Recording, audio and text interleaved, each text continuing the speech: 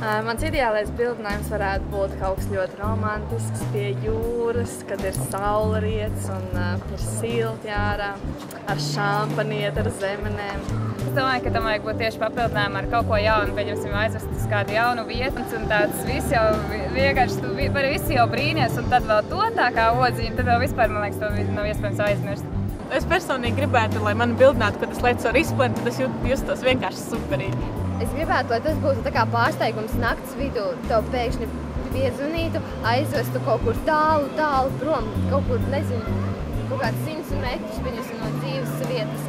Un tad, nezinu, uzsēdināt uz ūdens moča, ielikt ūdenī, un tad viņš tā kā pasniegtu to gradzenu un bildinātu mani.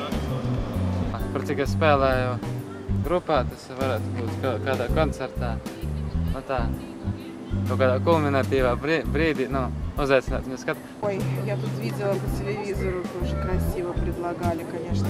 Заказали такой кран, как стены красить, да, и на маленьком фургончике мужчина с охапкой цветов пришел, а девушка живет на 5-м этаже, да.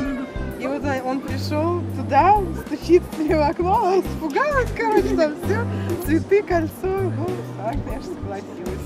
Mans ideāls bildinājums būtu, kad izlekt ar gumiju, pēc tam pasniegt dāmai gradzenu, ka abi būtu laimīgi izdzīvojuši un tā.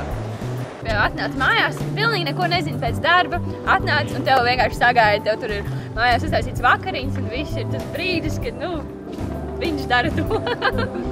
Es iedomātos savu ideālu bildinājumu, laikam manā mīļākā vieta pie jūras.